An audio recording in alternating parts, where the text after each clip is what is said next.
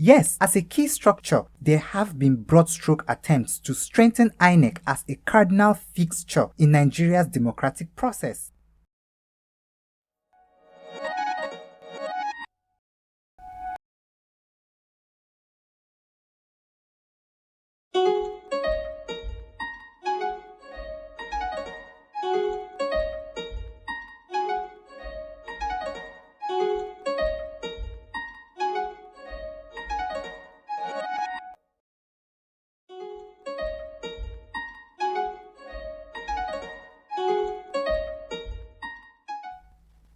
As a key structure for democracy in Nigeria, INEC shouldn't have to battle arson, vandalism, hoodlums, gunmen, bandits, and so on without the full backing of the provisions of the Electoral Act, the Criminal Code, and the Penal Code, which in one form or the other criminalizes these attacks on INEC structures.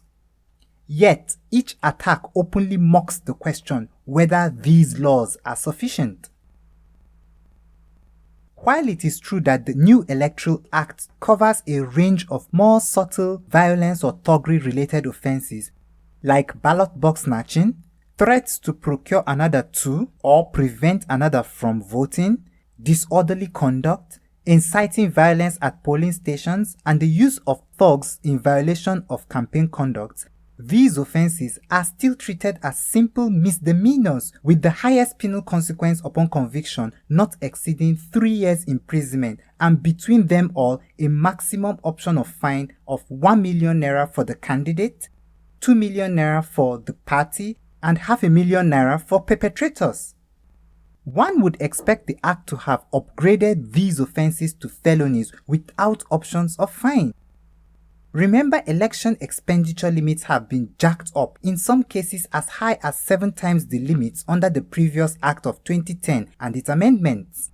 What's to say candidates cannot afford to sponsor thuggery to an amount that even covers for any fines that comes in consequence of conviction?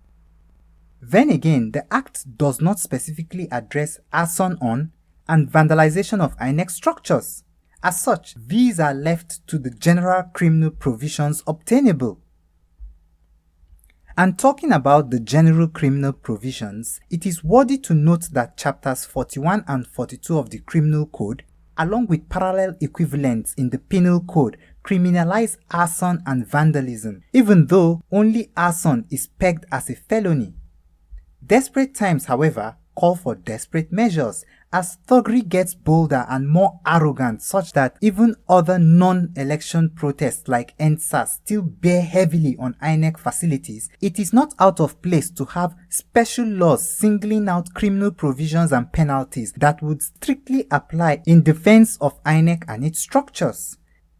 The end point is preservation of democracy, and if we fail at this, then we have missed it as a nation.